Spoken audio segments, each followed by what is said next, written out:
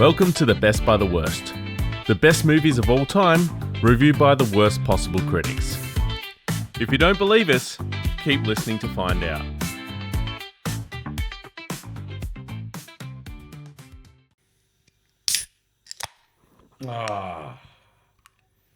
Well, Barrett, welcome back to the Aleks podcast. I had such a good streak going. You did. I kind of let you have that one. Thank you. What are we drinking this week? Mate, you bought us a very interesting beer. I appreciate that.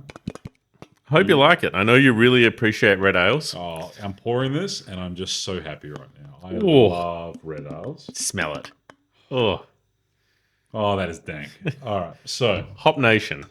Hop Nation, Good brewery. Buzzed, Imperial American Red, 8%. If you weren't married, I'd propose. 800. Sorry, Don't make a joke. 8% in a. I wasn't gonna. I was 8% in a 440ml can. Will we be alive at the end of this? Look at that. And look. The color is just right. Look at the artwork on the can. Looks nice. It's the moon landing that actually happened. I didn't even notice that. Didn't happen. Not a conspiracy podcast. It Right. could be. No.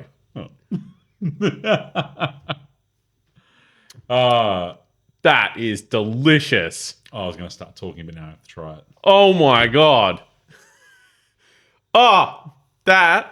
I'm putting it out there. That's the best beer we've had on the podcast. Oh, you son of a bitch. This was I'm relatively sure it was $18 a can. So. That's fantastic. If Josh was here right now, he would be having a heart attack.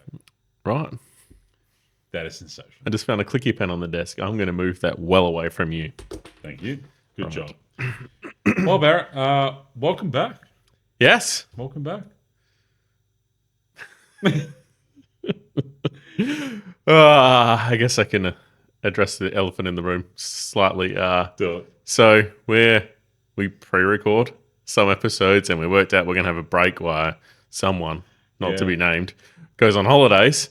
And we don't address it all in the first episode back. Thinking, welcome back. I'm trying to, am I just welcoming you back from the last week? Or am I welcoming you back from the holiday? No, because there's an episode already recorded that plays before this one of when we get back. And this is why we are the worst podcast. Welcome back. Welcome back. Maybe we can just cut this bit into the front of the other episode. Maybe. So at this point, you're back. Yes. Amazing. What if you don't make it back from holiday? And these are the lost episodes, like Chappelle season 3. What's Chappelle? Dave Chappelle show. The lost episodes? Nope. I'm really going to upset you, aren't I? Yeah, you are. All right, you know what? I'm going to get us into a fun fact that's not part of my facts, and I'm going to kick off this episode. You know why? Because I've talked a few times, and I've talked to you a lot, frustratingly so, about the movies we've been watching since Gone with the Wind not being in colour.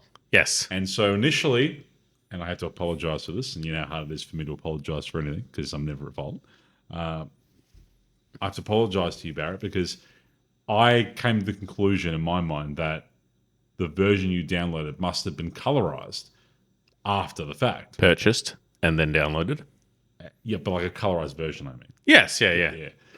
Because all the movies we've been watching after that point have all been black and white still. So I'm thinking, well then, okay, that movie must have been originally black and white. It wasn't. It was definitely in color. And then I thought, okay, how can this be? Why are all the movies we're watching that are Best Picture winners after that year still in black and white? And the one we watched today, still black and white, and we're at 1944. Oh, yeah, it goes right through to 54, 55. Yeah. So I do some digging. I'm thinking something's going on here, and I do find the answer. And then when I read it, it makes sense. It's not super, it's not some conspiracy. It's interesting to me, but it's kind of a tale as old as time, so I will say it. So I will read out the exact verbiage. Technicolor, so Technicolor is how they obviously made a color, was a brand new technology. I get that. And at the time, when you were trying to argue with me saying how, hey, it was a new technology, not all of them were picking up on it, some may have been filmed using the old tech, and that's why we weren't seeing it in color post year. I thought, all that makes sense. I thought, okay, for like 12 months, maybe for the next couple winners, I could explain it away by saying, well, they were getting filmed without that technology because it wasn't available to them at the time. But then we're like 3 or 4 or 5 years later. So I thought, your argument, Barrett, doesn't make sense. The rest makes sense, though. So, okay, it was brand new technology, fair enough. That required special cameras, fair enough. 3 times as much film to record. I hear that, I'm thinking, that sounds expensive. Plus additional editing time. That sounds expensive. And it was hard to get right and prone to degradation.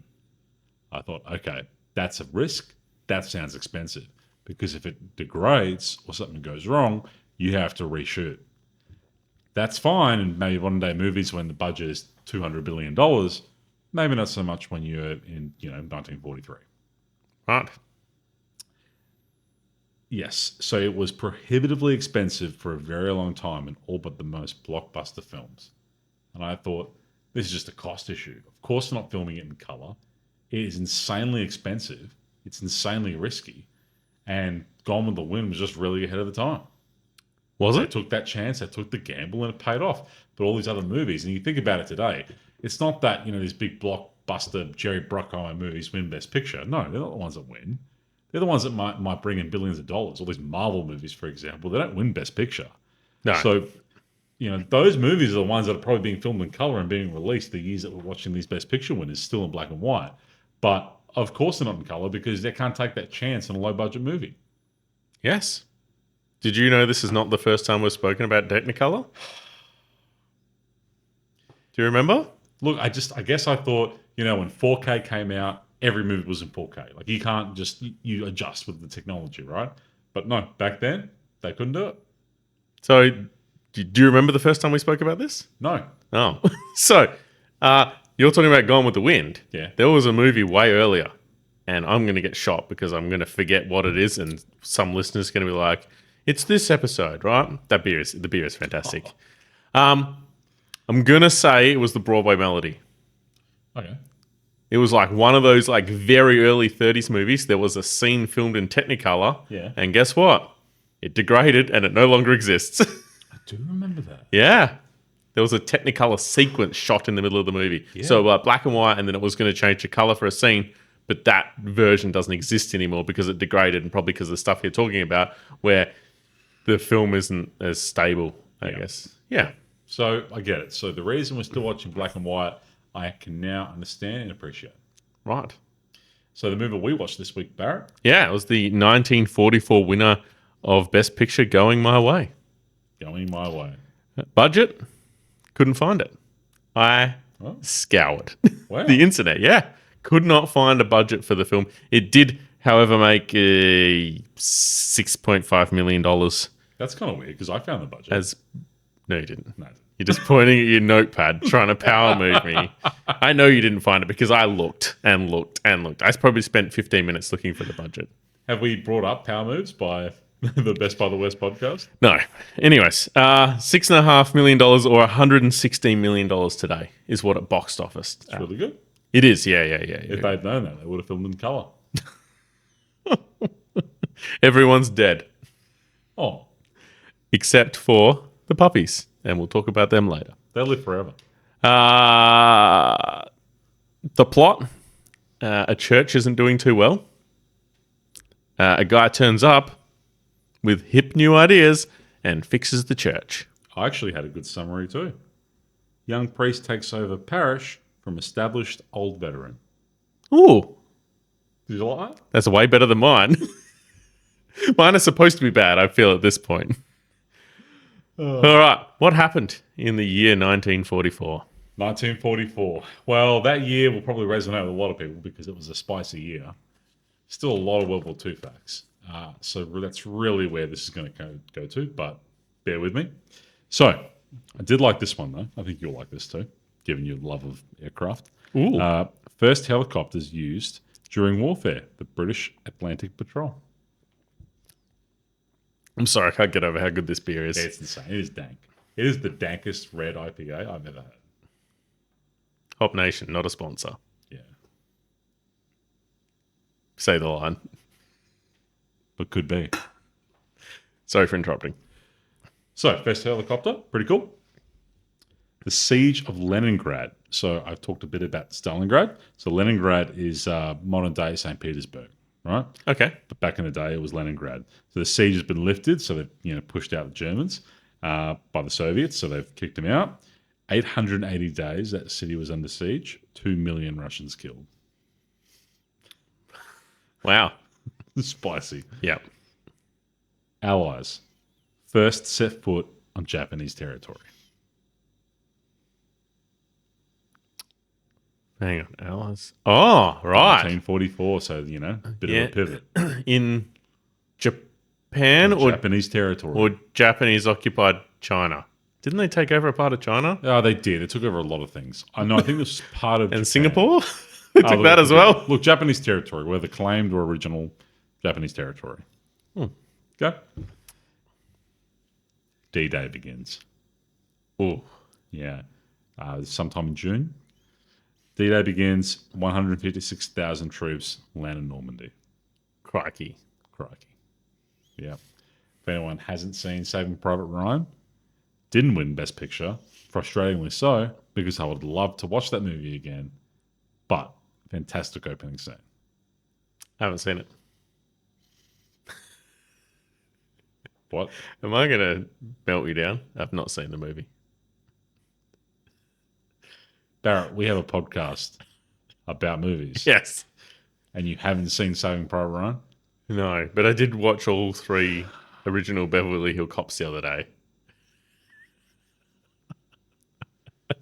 I'm really sorry to all our listeners. You deserve better.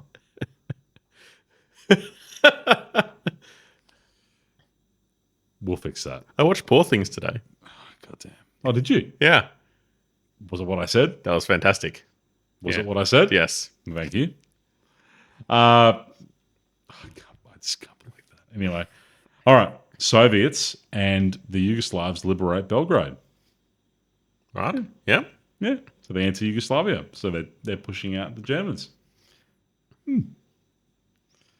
And also, Hitler orders the destruction of Auschwitz. So they're starting to backpedal. They're starting to cover their tracks. Ooh, that is spicy. Yes.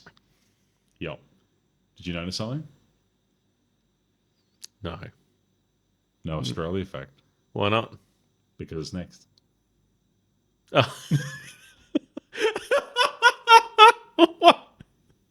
Okay. Right. So this happened in New South Wales.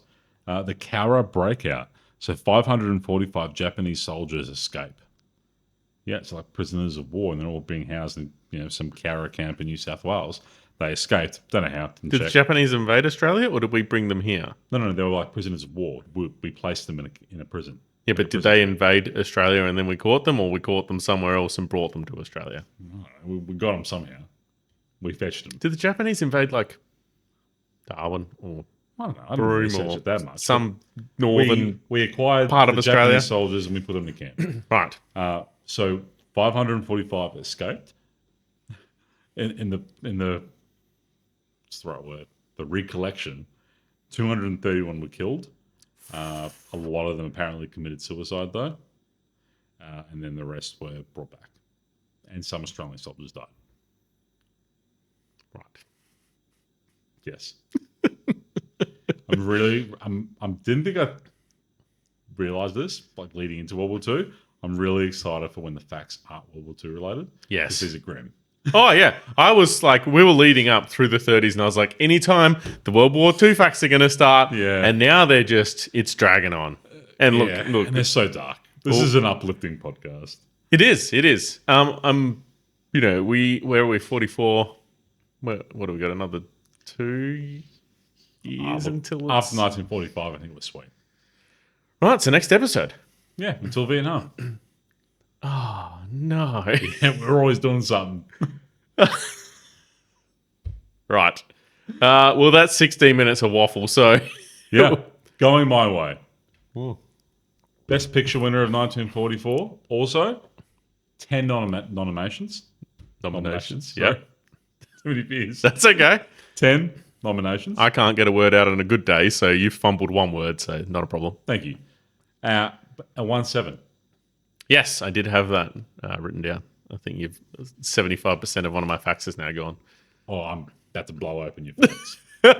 So, not only did it win 7 awards, nominated for 10, it was the first film to win the Best Picture and Best Song.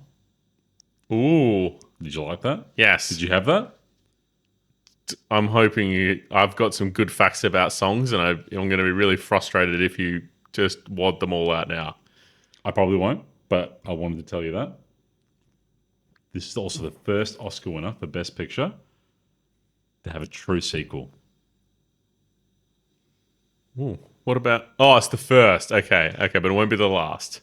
No. So I think we watched... We watched something that had a sequel, but it wasn't really couple of them have had like loose sequels. Loose sequels. This was a true sequel, and it's the first Best Picture winner to have. Yeah, I'm pretty sure it came out the next year as well. It did, 1945. Yeah. Do you remember what it was called?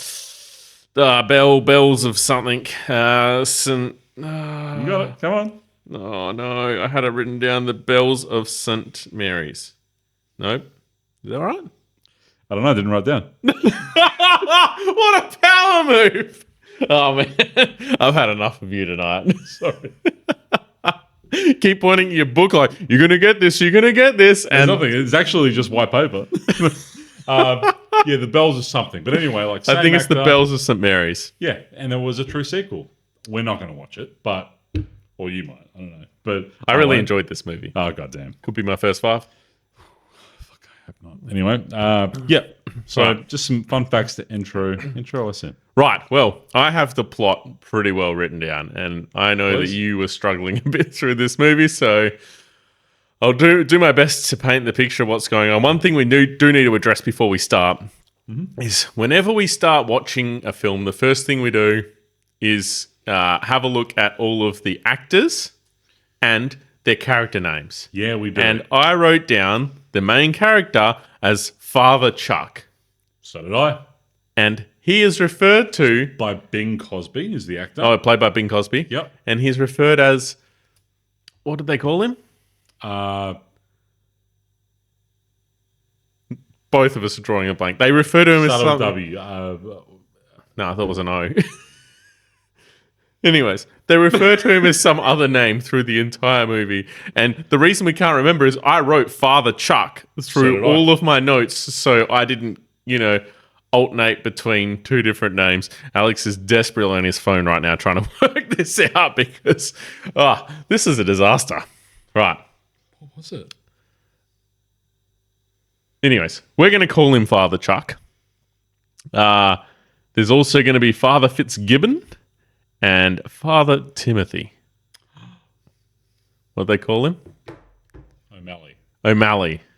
I've just looked in there. So it's Chuck in quotes O'Malley. So O'Malley's actual last name. Right. And we wrote Father Chuck. Anyways. That's what it had on our very reputable source. Yes. So we're going to call him Father Chuck because that's what my notes say. That's what your notes say. Father Chuck. That's who he is. Bing Crosby. Boom. Right? Not to be confused with Bill Cosby.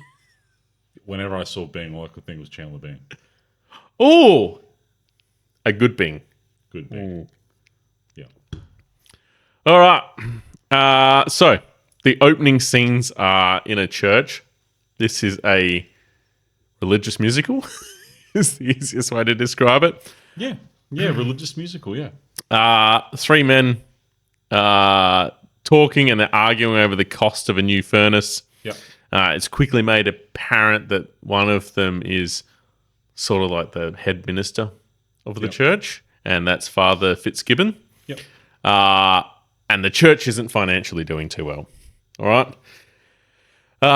The next scene, there's 2 more characters introduced, and I didn't write their names down, so I'm going to struggle. I'm going to call one of them the rich guy. The banker. The rich banker, and then his son's name is Timothy? Yep. Or Todd. There was something starting with, let's go with Timothy. Yeah, Doesn't really matter, does it? No. No one that's listening will have seen this movie. So, Timothy, right, is his son. So, the rich banker guy, he's there. He's after money. The church can't afford to pay him. They're talking about mortgages and payments and all of this stuff. Yeah, so the banker or the bank holds the mortgage on that property. Yes. And this church isn't making money. Obviously, it's not doing well. And you can already see the bank is now trying to squeeze, the father around, hey, get me this money or else. Doesn't really explain what else at the time. But we do find out, not to spoil anything, but we'll share it. It's obvious. Yeah. A little while later, that through the son, who's trying to follow in his father's footsteps, that the banker is trying to essentially squeeze this guy out of that land to turn it into a car park. Yeah. Right. So we then cut to a scene, and there's a man that we haven't seen before looking for a church, and it is Bing.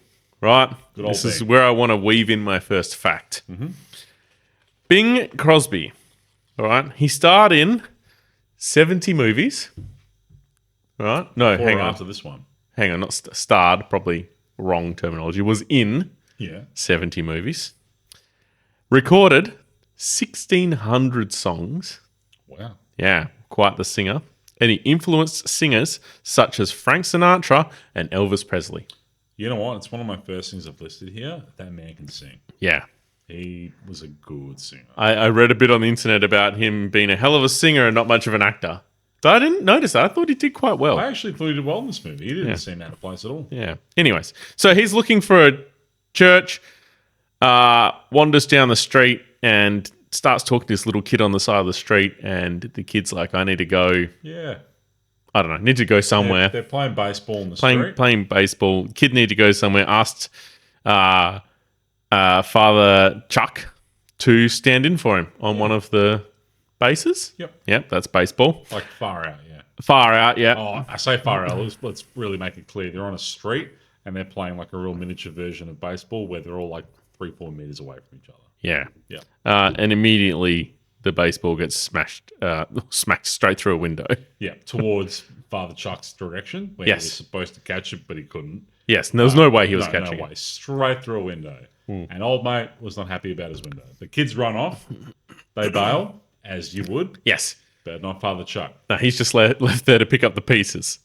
Pun intended. Yeah. Yeah. So old mate, he comes out. He's some older man, and he's like saying, "Hey, what are you doing playing with these kids?" Yeah. But Father Chuck, real cool customer, is like, "Oh, look, stuffed up, right away. He's taking responsibility for it." Yes. And he apologizes straight away and says, "I'll pay for it." But this guy whose window got smashed just was having none of it. He was just saying how, it's not good enough. What are you doing? You shouldn't behave in this way. Just wouldn't let it go, right? And Father Chuck's like, "Man, I've apologized. I said I'm going to pay for it. Well, what do you want? Chill out, right?" Yeah. And it's still kind of not going anywhere. And offers this guy his pearl rosemary bead things, a little cross with the beads, like a little necklace thing. Offers that as a sort of way of saying, you hold on to this, and if I'm not good for it, well, then you've made way more than the window.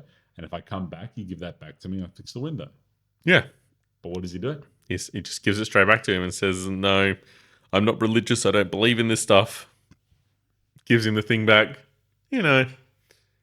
Doesn't make a lot of sense why he's trusting him at this point, but we know that he's the good guy.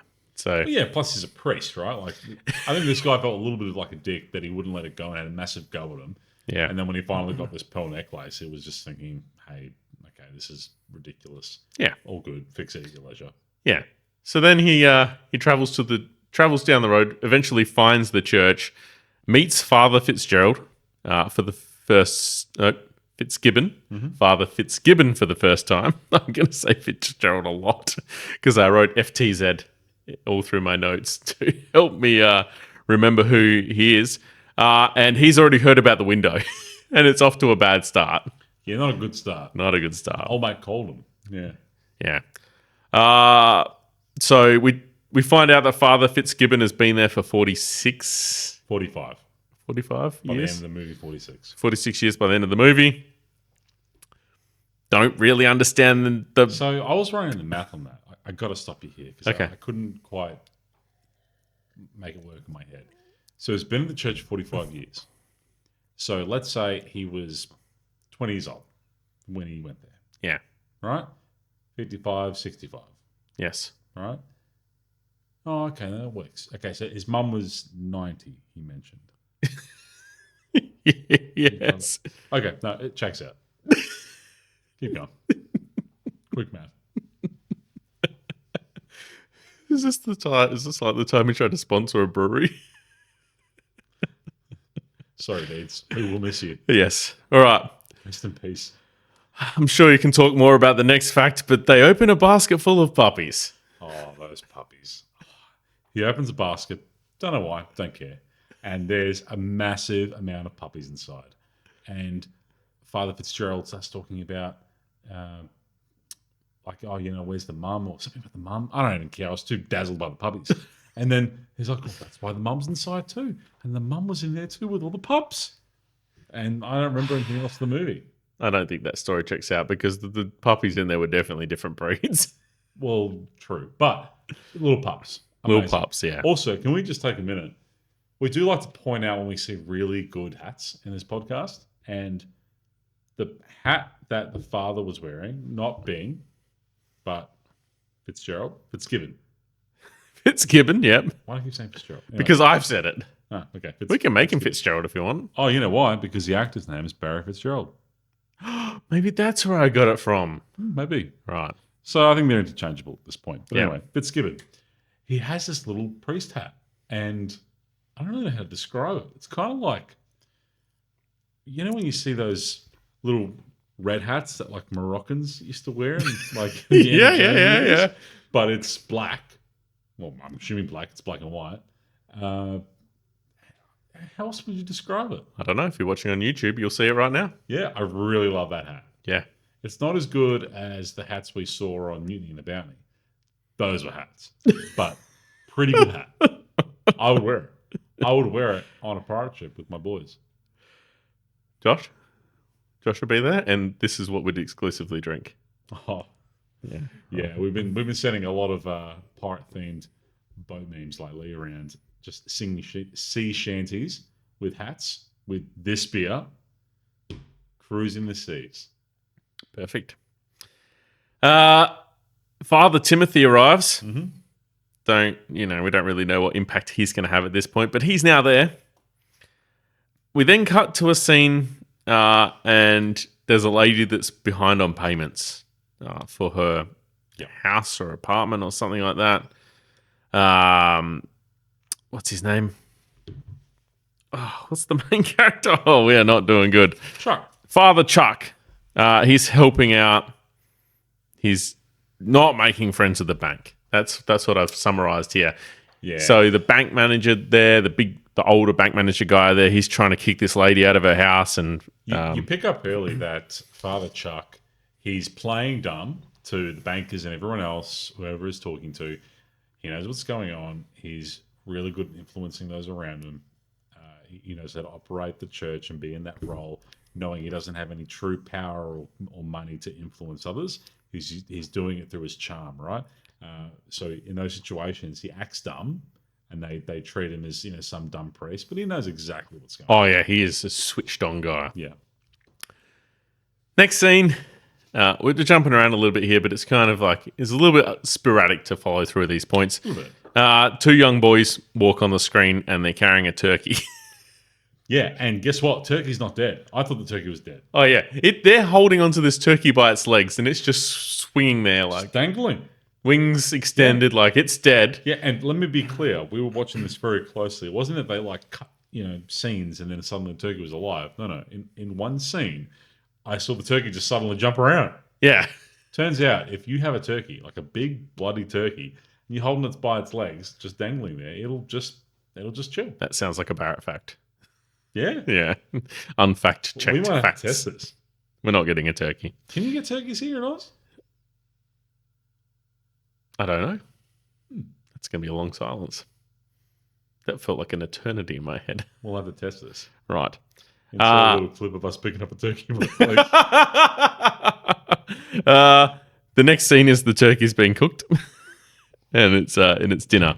Yeah. And we find out a little bit of background behind the turkey over dinner. Do you want to tell us about the background? Yeah, so the kids that jumped the fence with that turkey and gave that turkey to Fitzgibbon as a gift, which he was none the wiser for, they actually stole the turkey. Yeah. They stole a number of turkeys. Yes. But the only turkey that didn't get rescued was the turkey that him and Father Chuck were eating. Yes. And he works out halfway through his mouthful of turkey that it's stolen turkey, essentially. Yeah. And at that point, you just got to eat the turkey, right? Yeah. So, Father Chuck is aware of this and goes to confront the young boys. But instead of scolding them, he helps the troubled youth and offers to take them to a baseball game. Yeah, he liberates them. Liberates them, all right? That's where I had a fact to weave in. Ooh. I don't know. Some of these. One too.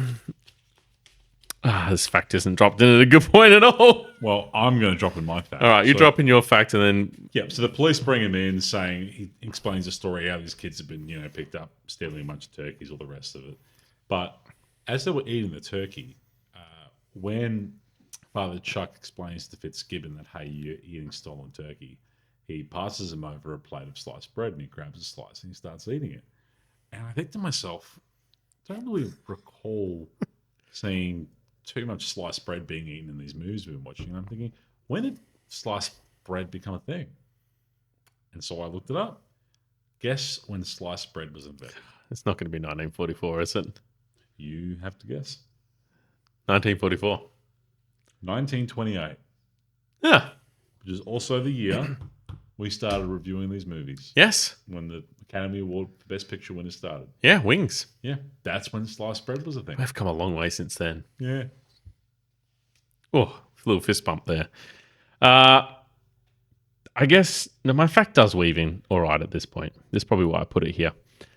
So the troubled youths, he's taken to the baseball game. He's addressing the problems. It's a really well-written movie. Sure. All right, the story is moving. Maybe it was 30 minutes too long. Look, I'm going to level with you. At this point, like the second half of the movie, I started to drift off. Okay. It's about 30 minutes too long. If it was an hour and a half. So the movie was just over 2 hours? Yeah, just over 2 hours. And it was long. Leo McCarey. McCarey. Do you know that he wrote this movie? Cool. Produced this movie? Was he also Irish? Yes. Of course, yeah. Directed the movie. Uh-huh. And won Best Director. That's pretty cool. He also won Best Writer for the original story. Wow. I'm going to drop another fact. Oh. You're going to love this. Yeah, okay, yeah, go. So it checks out because, Father Fitzgibbon, he was Irish. Clearly his director was Irish. Seems to be an Irish influence. The fact about Father Fitzgibbon. Did you recognise him? No, I didn't. But hold on to that Oh, one. yeah. So I'm thinking, okay, there's like a lot of religious themes. And then I found out that after World War II, so Bill Cosby, Bill Cosby did some things after World War II as well, but you did, yeah. those things we're not going to talk about. So Bing and McCary, the director, Yeah. they presented a copy to the Pope at the time, and he accepted. Yeah. I did see that. Yeah. Right, yeah. I wonder if he enjoyed it. Well, we can't ask him because he's dead.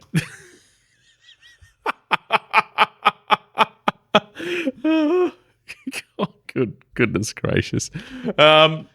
Yeah, all right. So, did you recognize Father Fitzgibbon? I did not. Don't know who he played, but he was also in How Green Was My Valley. No, he wasn't. Yeah. What role? Don't know. I didn't look that far. Stop questioning past my level of research. Right. A new person comes into the scene, and her name is Carol James. Checks out. And she has run away from home. She is 18 years old. Yep. Well, Yeah. she's hot. 18. That becomes relevant later. Yep. All right. They sing a song together. Yeah. Did we mention this is a musical? A lot of songs start coming up right about now. Yeah. Yeah. They sing a song together. Oh, man. Do you remember the song? No, but now I keep thinking, I just want to keep calling him Bing now. Please, Bing. What's his name, Father? There's too many priests. It's not Bill Cosby, it's Bing Crosby. Father Chuck. All right, I'm going to keep this piece of paper here at the top so I can remember his name. Father Chuck sings a song with this young lady, and then Father Fitzgibbon tells her to go and be a good wife. Right? We all know what that means. Back then. Yeah. Father Chuck then proceeds to give her $10.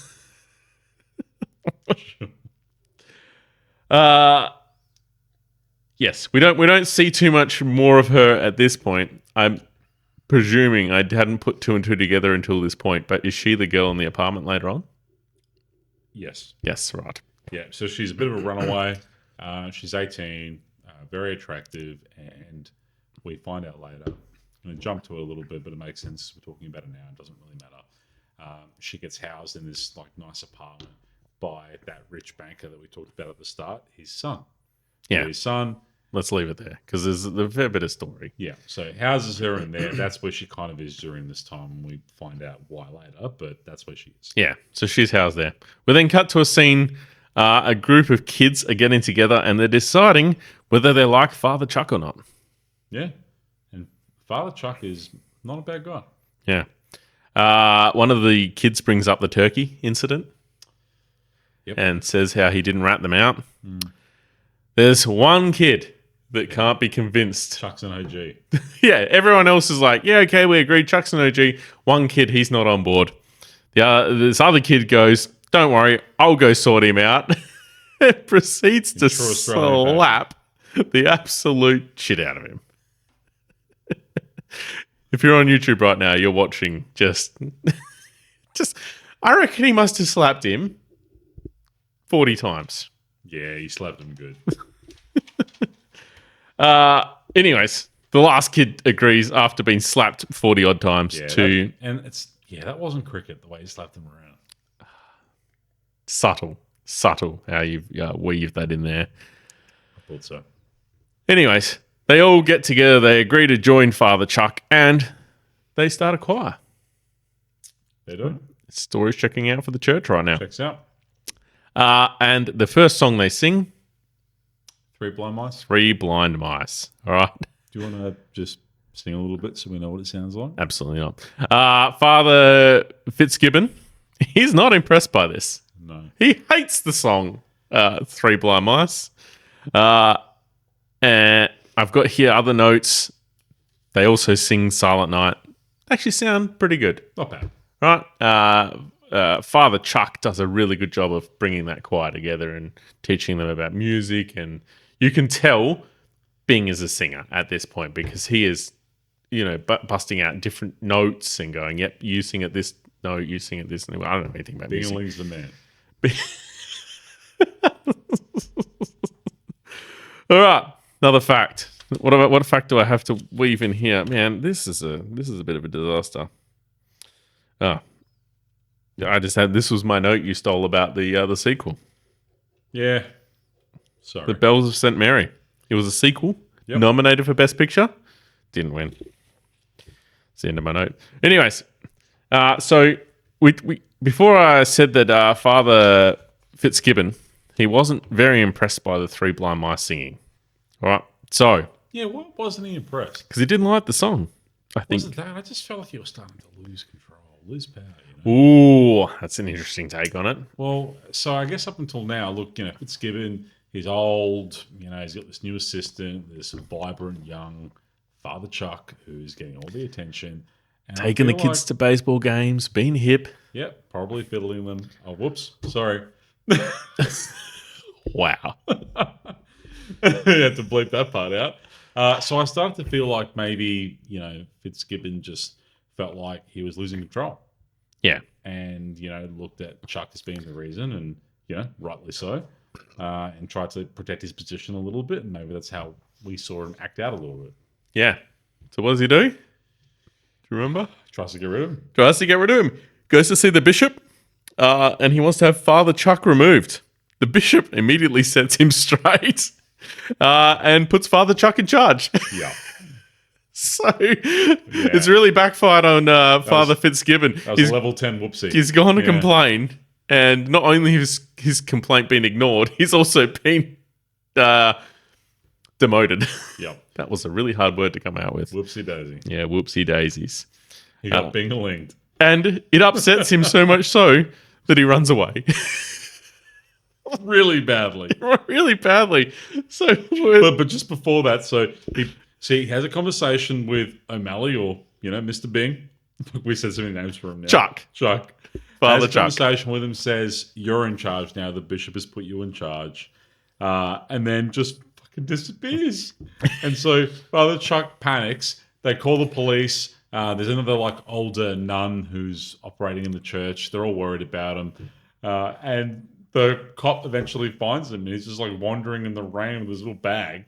He's achieved nothing. Nothing. Yeah. And drags him back. And then, Fitzgibbon just begs the cop to say, "Hey, let me go in by myself so it doesn't look like I've been collected by you," to, retain some level of dignity. Yes. Which the cop eventually agrees to. And it has a bit of a funny line. The cop says something along the lines of, I found you, blah, blah, blah. And he goes, "Well, if you don't let me go in there by myself, I'll tell him that you haven't been to Mass in 10 years. I like that. Yes. Yeah. It was pretty good. Yeah. Uh, And I'm just going to wind back. I did have another quote that I forgot to mention. This is my favorite quote in the whole movie. So winding it right back at the start of when we said that baseball went through the window. Yes.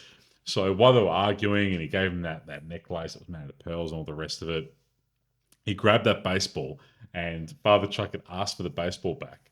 And this guy whose window got smashed thought, "No." And he threw the baseball just out into the street under some car, as a bit of a hissy fit. Yep. And Father Chuck goes, "You even throw like an atheist." Love that. That's because he was not a religious man. Yeah. Didn't overly understand this scene at this point, but it does come back to make some sense later on. But Father Chuck meets up with an old singing friend, a woman who's a singer on, don't know, Broadway or... Yeah, Rachel. Yeah, Rachel. Oh, she has a name. No, I made that up. Oh, oh my God. You're on fire tonight. Man, you are gaslighting the shit out of me. And it is working. Maybe I've just become really gullible. You were always gullible. Oh. Anyways. He's caught up with this old singing friend. They sing about another 2 songs. It's Something very important happens in that. Singing of 2 songs. Nonsense, though. go. I've not got that written down, so. Father Chuck says the movie title while he's playing piano. Oh singing. my God. He says, "Going My Way." Yeah, because the name of the song they're singing is Going My Way. I point at the screen like I do in Family Guy. I did my part. He said it. All right. So, the next scene is Father Chuck. Yeah. And a lady has come to see him. All right. And she's very concerned because the girl that lives next door to her, which is, what was her name? Carol. Right? Carol from earlier on that had run away. Was her name Carol? Yes. Oh, I thought you were getting me back. No? No, I actually wrote this down. Nice. So Carol, the 18-year-old from before, she's living next door to this lady. The lady's come to complain because there's this man coming and going at all times of the night. Yeah. And it's keeping her awake, but she doesn't think it's morally right and thinks Father Chuck should go and sort it out. Yeah, big time morals. Yeah. So Father Chuck goes to investigate. He works out that it is Tim/Todd, the banker's son. Yeah, Timothy Todd. Timothy Todd, the banker's son. And she is his tenant. And it is creepy. And she's paying rent, but not with cash. Yes. Something along those lines. Anyways, basically got free rent. Creepy are the couple of things I wrote down at that point. And then I wrote more singing. Wow. I didn't write down creepy. I wrote down hot. Right.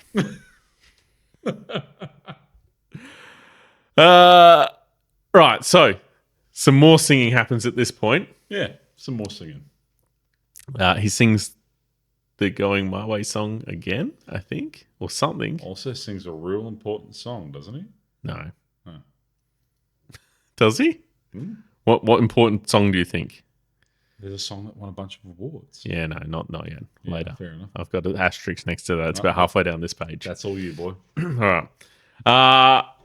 So they do some more singing. We'll move this right along. Father. Oh, what's the Father Timothy? No, I don't know. Anyways, someone's back. Yeah. And they're showing off the choir, or they're trying to get this song that you've talked about, the Going My Way song, sold. They're trying to get a producer or a publisher or a label or whatever it is interested, but they're not interested. Yeah. Wasn't cricket, was it? No. Right. We can just move right along. We need to speed this up a little bit anyways. So they're trying to sell the song. The publisher is not interested. Mm-hmm. Okay? We then cut back to a scene and we're back in the apartment where Carol is living with her Tim/Todd/ boyfriends, whatever's going on there. Yep. The landlord, real landlord, the dad. Yeah. He's now coming. Father Banker. All right. And he's coming to see what's going on in his apartment. And he finds out that Tim/Todd is not only banging his tenant, he's also married his tenant in a secret wedding. Secret, inverted commas, wedding that has been officiated by Father Chuck. Yes. Right? And he is not impressed, is he? He's not happy. In fact, he says to his son how he'd been monitoring him and all the rest of it, and his son said to him, "Dad, that's not cricket."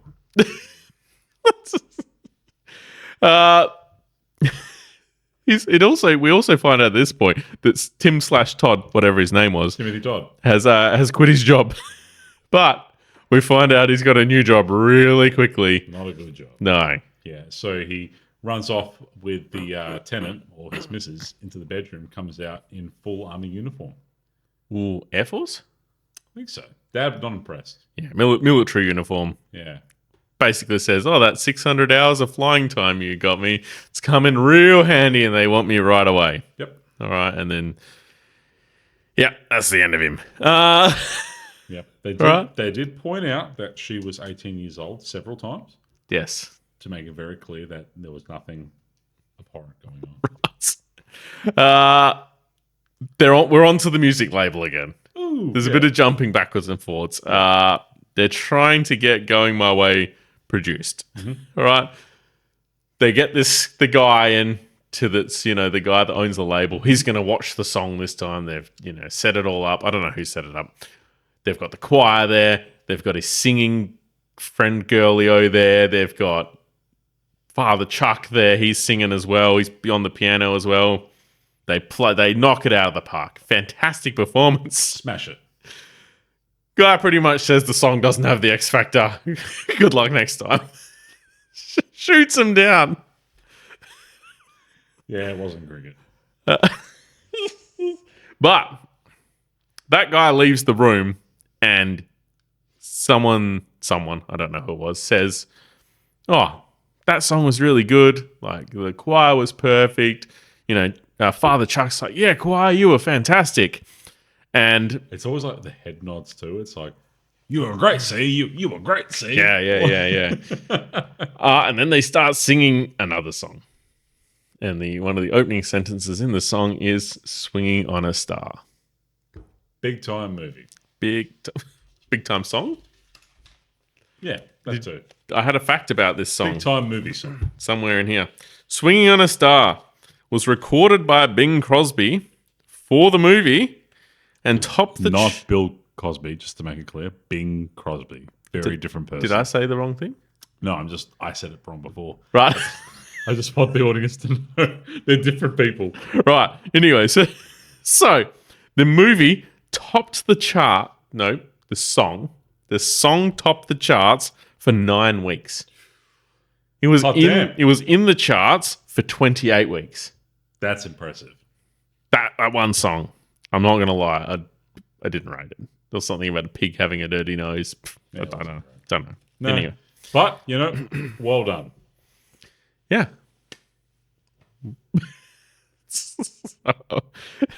This is a disaster. This is amazing.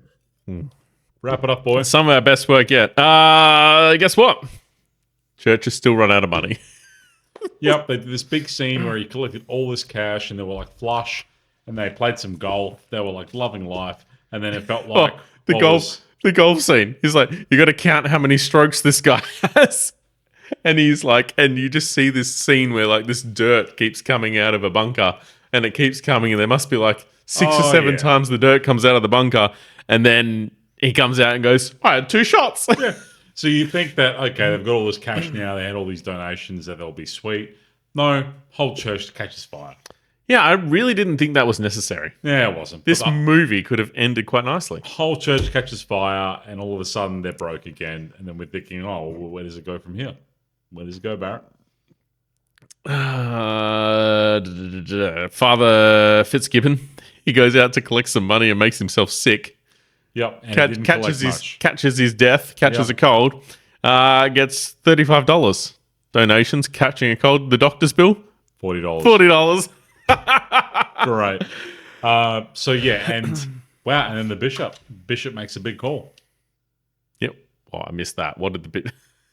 He says that Father Chuck is going to go to a different parish. Oh yes. So the church is getting rebuilt. There's one small scene with some cut wood sitting on some trestles. And yeah, Father Chuck has to move on. There's another church that needs his help. Exactly. He really is like the Batman. The Superman. And at this point, we're thinking, well, okay, the church is going to be great, but how does this tie in with Fitzgibbon? So, the conversation then is that Chuck is saying, well, you've been revitalized. Like, you found your purpose again. You look 10 years younger. And even though Fitzgibbon is all the shit, you can see that he's got a spring in his step. He knows how to, command and lead a room again. He's found himself again. And so it almost seems like the church and the bishop are now happy for him once that church is rebuilt to now lead the way again, that is ready to go, and we'll send Father Chuck somewhere else. Yeah. Yeah. Church like to do that a lot. Right, let's not go into that. And they have a little drink together out of his music box whiskey bottle thingy. So all these big events, I don't know if we mentioned this, but there's been a bottle of whiskey inside a little music box that he hides in his cabinet. And when they have these little wholesome moments, he brings it out, opens it, the music plays, they pour some whiskey and drink it. And they do this for the final time. He gets a new bottle every Christmas. Mm-hmm. Those are rookie numbers. Yeah. I also drink a lot of whiskey, and let me tell you, that bottle would not last Christmas. It might last the weekend. All right. That's the end of the movie. One last fact to drop in there. This was the highest grossing picture in 1944.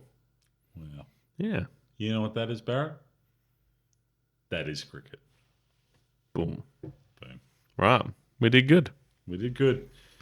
So I'm just going to throw it out there. I thought this movie was pretty shit. Look, I'm going to add to that. This movie was pretty shit. But our rendition, I have felt over the last... I felt some magic happen over the last... Mate, we always have magic. Some real magic happened over the last 50 minutes. This is the best version of this movie you could possibly hear. Absolutely. Listen to this. Do not watch the movie. No. Listen to this. Yeah. But in saying that, I have to ask you, Barrett, the ultimate question. How many Barretts out of 5? I've been making jokes all day that it was going to be a 5. If you give it a 5, I'm cancelling this podcast. Right. So that's that. I've got to come down 4.9. It would not be cricket if you gave it 5. Okay. If I was going to give it Barrett's out of Barrett, I reckon I would give this movie a 2. Nice. Happy with that? Yeah, it's not a good movie, but I would also give our rendition, right word? Yeah? Why not? A 5. I would too. Yeah. So I wrote down my score halfway through this podcast, and I want you to review what my score is. Did you really give it a 1? No. So I don't know why I keep doing this, but I rate each star like an X, and I wanted to give it a 1.5, so I gave it an X and half an X. And that's half an X. Just to clarify for anyone, no one will be able to see this, even on the phone or the cameras. He has written an X with half an X next to it, which just looks like a line that is drawn a little bit crooked. Kind of looks like an 11. It looks like a child has written X1 Yeah, times 1. but it's 1.5. I I don't know how you get 1.5 out of that, but we'll go with it. Thank you. Oh, the next movie. What's the next movie? Something about a weekend. Anyways, it's an Alcoholic Anonymous movie. I can't wait. It's You know gonna. what, Barrett? I didn't like this movie so much, but I love watching it with you, and I love this beer. This look. Let's give them another shout out because I'm standing by this. This is. That rattled me. I'm sorry, everyone else that we've tried to get to sponsor us, but Hop Nation, and maybe it's the style of beer that's won us over more than anything else. Maybe. But Buzzed Imperial American Red. If you can find this, it's got a little picture of the moon landing. Little man he's planting a Hop Nation flag. Which may or may not have happened. We don't know. Fantastic beer. Fantastic. Do we have a guest next week? Don't know. Who knows? Because next week is like 8 weeks away. So who knows what's going to happen? No. We got to cut that out. Cut what Because out? you're back by now. Yeah, I am back, but in real time, this is recorded before I go away. It is. I think I've had a fantastic holiday. Or you've had a fantastic holiday. We're not saying who's going away. Fantastic. You came back alive, and the studio was live. Yeah. Right. We're waffling. Yep. But with that note, thank you for listening. We'll be back next week with a brand new episode of The Best is the Worst on the Aleks podcast. The best by the worst, and it's the Barrett podcast. Thanks for listening. Doon, doon, doon, doon, doon, doon, doon, doon.